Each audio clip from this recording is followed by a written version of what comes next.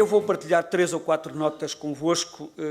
que traduzem, por um lado, não só aquilo que é o meu pensamento particular, mas aquele que tem sido o trabalho na Assembleia da República feito pelo Grupo Parlamentar e pelo Partido relativamente às questões do desenvolvimento regional e, mais especificamente, aos territórios de baixa densidade. Esta reflexão, que foi aprovada num Conselho Nacional realizado em setembro em Ancião, traduz um trabalho desenvolvido ao longo de vários meses e que reflete essencialmente aqueles que foram as moções temáticas apresentadas não só no último Congresso, mas em vários congressos do partido, todas elas versando sobre esta problemática do desenvolvimento regional, mas mais ainda sobre um problema essencial que o país tem pela frente, que é o problema da coesão territorial. Nós temos há muitos anos, há muitas décadas, um problema de assimetrias territoriais e níveis de desenvolvimento económico e social muito diferenciados no país. E temos, se calhar, de forma um pouco incorreta, colocado o problema nos seguintes termos. Há uma parte do país mais atrasada e essa parte mais atrasada tem constituído um encargo para a parte mais desenvolvida e é importante que a coesão seja construída em torno de uma ideia de igualdade, de equidade, enfim, de uma homogeneidade que não só não existe, como não poderia existir. E esta visão do problema da coesão territorial, dos níveis diferenciados de desenvolvimento e do próprio desenvolvimento regional, tem, do meu ponto de vista, do nosso ponto de vista, criado uma série de equívocos sobre, por um lado, o que é que está em causa e, por outro lado, quais são as estratégias, quais são as políticas necessárias para combater esta falta de coesão, ou melhor dizendo, estas assimetrias. O problema das assimetrias territoriais tem duas dimensões.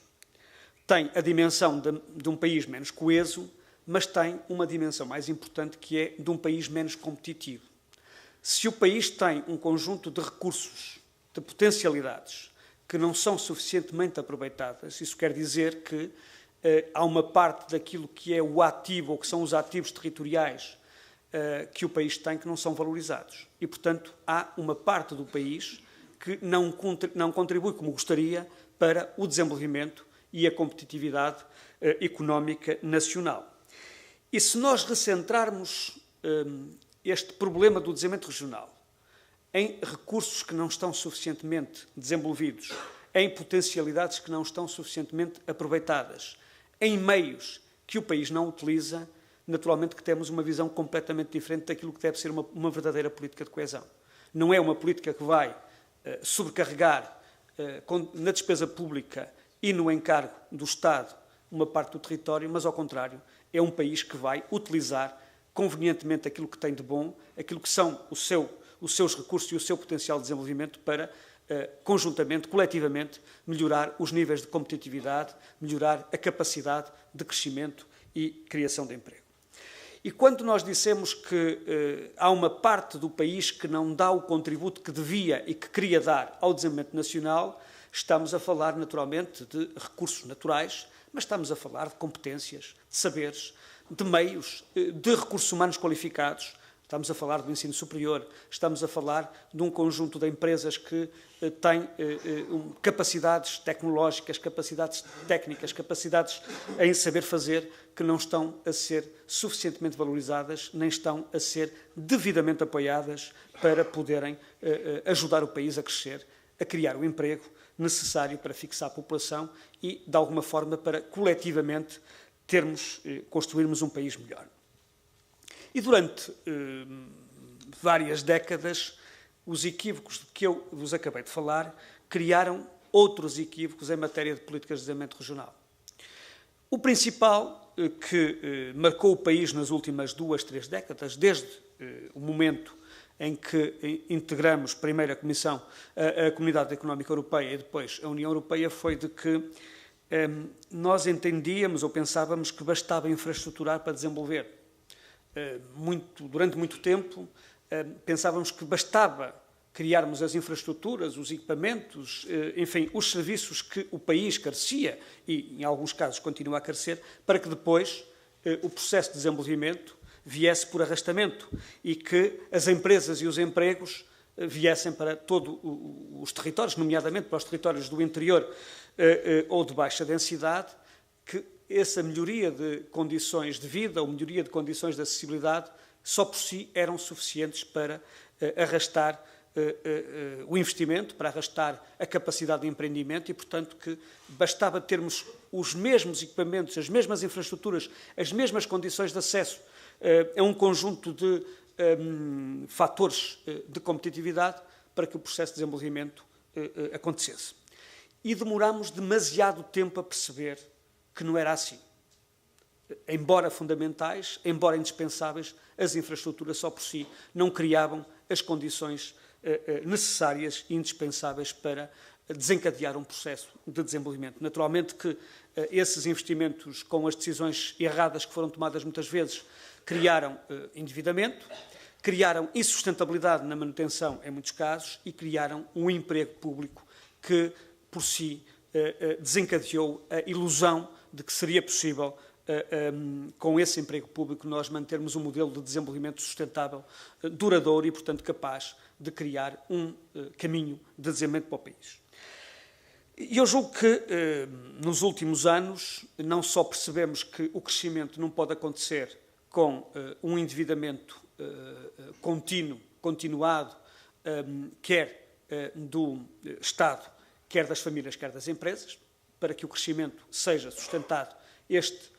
crescimento tem que assentar na criação de riqueza e não no endividamento sistemático, mas também percebemos que, para além desse crescimento sem endividamento, também percebemos que este crescimento tem que ser feito à custa da criação de riqueza a partir daquelas que são as capacidades, daquelas que são as amenidades, daquelas que são os meios que os territórios e o país têm. E, desse ponto de vista, naquilo que diz mais respeito a territórios como o Alentejo, como Trás-os-Montes, como as Beiras, onde os problemas são, porventura, mais específicos, tem aquilo que nós costumamos chamar, nos meios académicos, o círculo vicioso das baixas densidades, perda de população, perda de mercado, cada vez menos consumo e, portanto, há aqui uma espécie de pescadinha de rabo na boca que vai criando um círculo vicioso que cada vez vai contribuindo para definhar as economias locais e perdendo a massa crítica mínima indispensável para valorizar aqueles que são os recursos e as potencialidades destes territórios. Entendemos que há um conjunto de princípios que é preciso incutir a estas políticas e à estratégia de desenvolvimento regional que são fundamentais. A primeira tem a ver com uma maior interação da economia com o território. Muitos dos recursos que estes territórios têm e que são explorados, grande parte do valor ou da mais-valia que é gerada, desde a agricultura à floresta, passando pelas indústrias extrativas, mas mesmo no turismo, grande parte desta mais-valia, dizia eu, não é fixada nestes territórios. Por razões várias,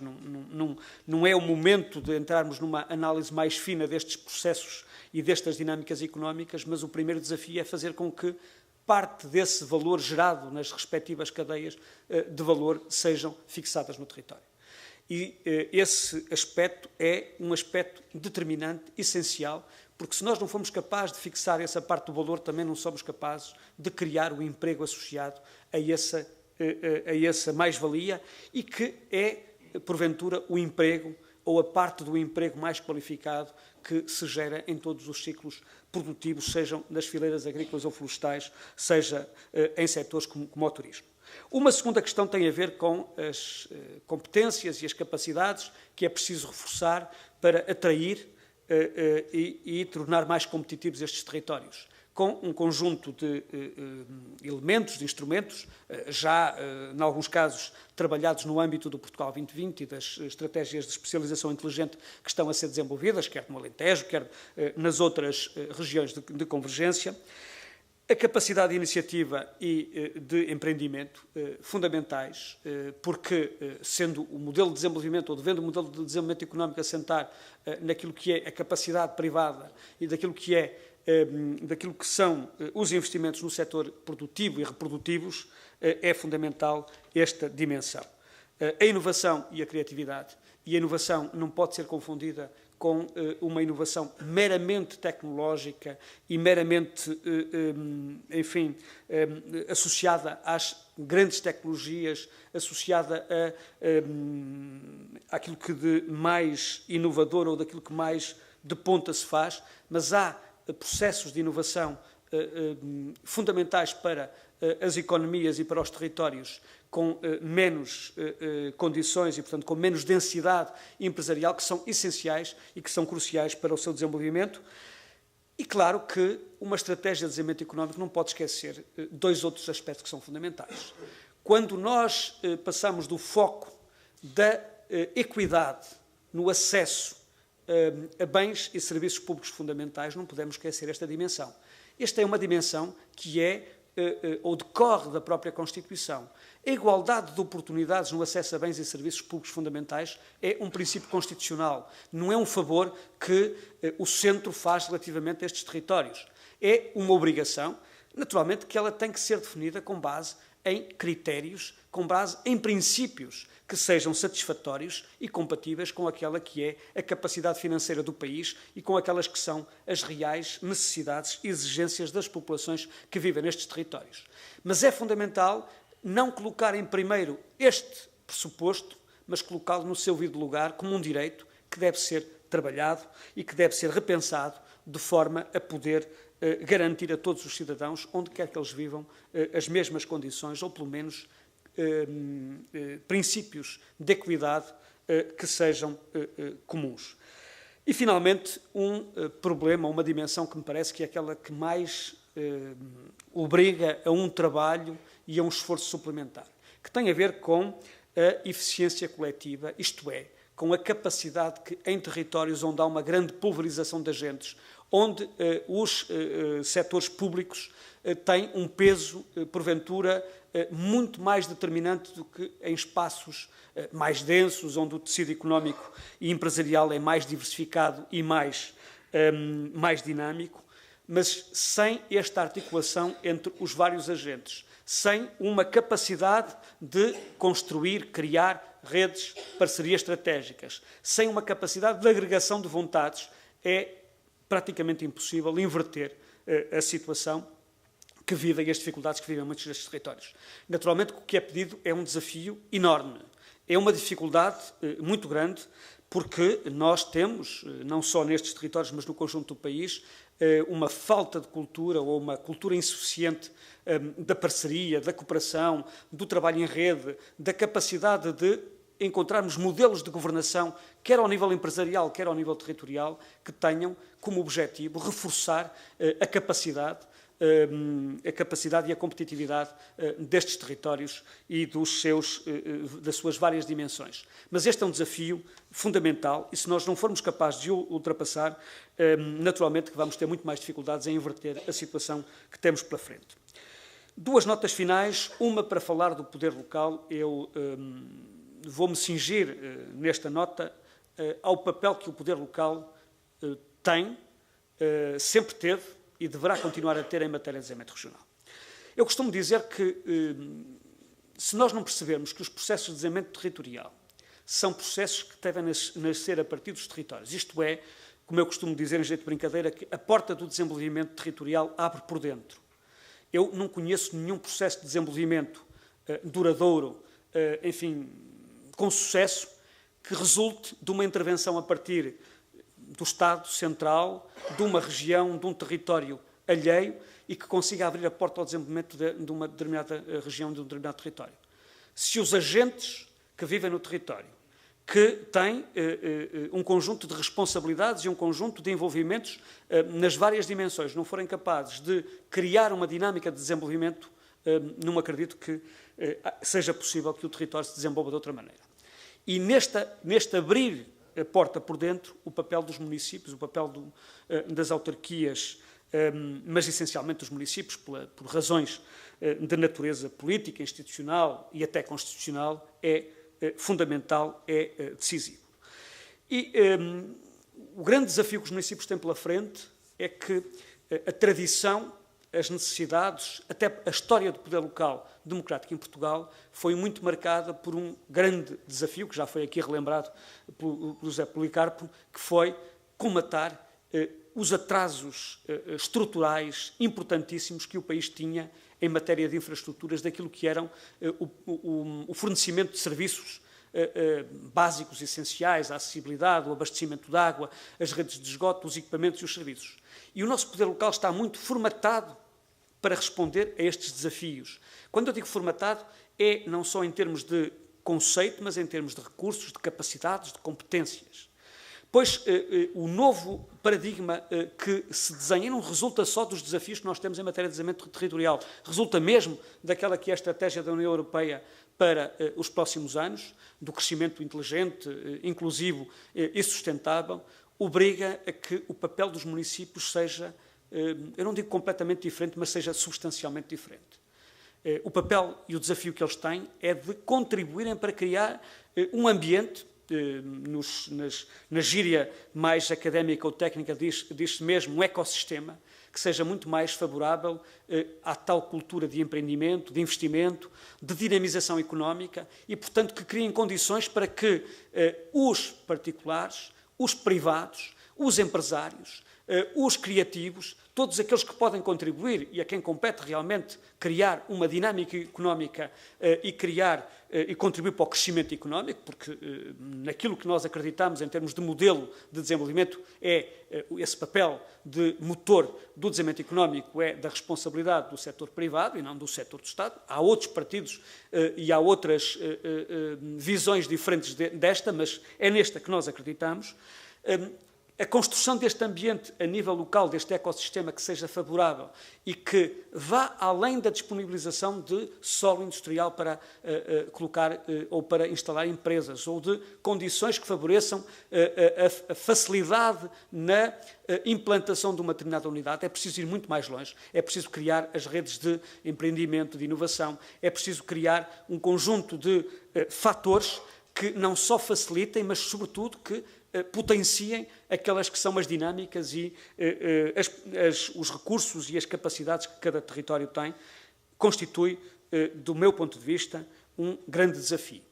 E, naturalmente, que este quadro, para ser, enfim, eficaz e com mais sucesso, tem que ser feito num quadro que tem que ser mais do que municipal. As competências e as capacidades e a dimensão de um problema desta natureza obriga a que a intermunicipalidade, seja no quadro das comunidades intermunicipais, seja num quadro, enfim, até mais vasto, só aí é que faz sentido, só aí é que é possível tirar vantagens e aproveitar eficazmente os recursos e enfrentar os desafios que temos pela frente e, portanto, os municípios têm, para além desta capacidade ou deste desafio de mudar de paradigma, têm também o desafio de podê-lo fazer num contexto mais alargado, que vá para além dos limites do seu próprio concelho. E do ponto de vista daquilo que foi feito, este Governo já tem já desenvolveu algumas medidas, do meu ponto de vista, importantes, criou um Conselho de Concertação Territorial para integrar as várias políticas e colocar vários setores da administração pública e responsáveis por políticas públicas neste setor a falarem entre si e a articularem estratégias. Tem 2 programas que são, do meu ponto de vista, também muito importantes para resolver alguns dos problemas que falamos, o programa Aproximar e o programa Descentralizar, e, sobretudo, formatou o Portugal 2020 muito preocupado, muito orientado, muito centrado nesta problemática do desenvolvimento económico, do desenvolvimento regional, naturalmente com dimensões ligadas à inovação, à competitividade, enfim, muito centrada sobre aquela que é a estratégia da União Europeia de fomentar este crescimento inteligente e esta especialização inteligente dos territórios. Mas permitam-me terminar com 3 desafios que eu julgo que são essenciais para podermos, no futuro, potenciar ainda mais essa capacidade e esse desafio. Um primeiro tem a ver com a atração e o investimento nos territórios em geral, mas em particular nos territórios do interior, os territórios de baixa densidade, aliás, como já foi referido anteriormente. É essencial que a ICEP, que no passado só se tem preocupado essencialmente com os investimentos de grande monta, acima de 50 milhões de euros, seja capaz de ter um programa específico para canalizar, para poder ajudar estes territórios a organizarem-se e a poderem atrair investimento externo que seja capaz de valorizar os recursos, as competências, as capacidades instaladas nestes territórios. É essencial porque é daquelas áreas onde eu julgo que não há nem a CIM, nem as próprias comissões de coordenação têm os meios nem as competências necessárias. Naturalmente que a parceria da AICEP com as CCDRs e com as CIMs é essencial para desenvolver esta estratégia, mas é fundamental que, quando o país se vai vender a sua economia, os seus fatores de competitividade por esse mundo fora, que não esqueça estes territórios e, sobretudo, que dê a atenção que eles merecem em matéria de investimento e, sobretudo, trazendo para estes territórios investimentos que sejam uma mais-valia, que acrescentem algo de novo. Uma segunda dimensão tem a ver com as competências que as próprias CIMs devem ter em matéria económica. Julgo que este é um processo que não está ainda suficientemente trabalhado e suficientemente desenvolvido e parece-me que é muito importante, porque se pedimos aos municípios que se preocupem mais com a economia, com o emprego, com a capacidade de atrair investimento e de desenvolver iniciativas empresariais, julgo que o espaço de concertação e de promoção deve ser muito intermunicipal. E, finalmente, um papel essencial às instituições de ensino superior localizadas ao longo, naturalmente que no litoral também são importantes, mas o seu contributo e o papel decisivo que podem ter na mudança em todo o interior é fundamental. E julgo que estas instituições podem ter, eu não me quero substituir ao Sr. Reitor, que naturalmente falará desta matéria, mas este é um dos pontos que nós já propusemos, inclusive ao próprio Ministro Poiás Maduro, no sentido de haver contratos de desenvolvimento com as instituições de ensino superior localizadas no interior,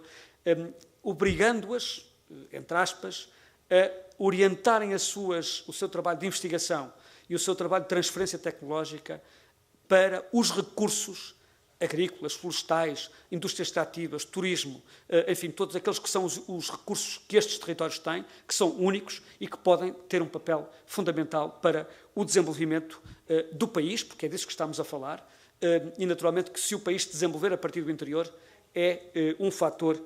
que vai contribuir para a coesão e para a competitividade da sua economia. Eu acredito que esse processo e que esta estratégia é difícil de implementar, mas é possível, se nós formos capazes de mobilizar as vontades e se formos capazes de desenvolver com racionalidade e com inteligência os esforços que são necessários. Eu julgo que temos todas razões para pensar que o país que estamos a construir e que vamos construir daqui para a frente é um país muito mais justo, muito mais competitivo, muito mais sustentado, e é por isso que eu acredito que Portugal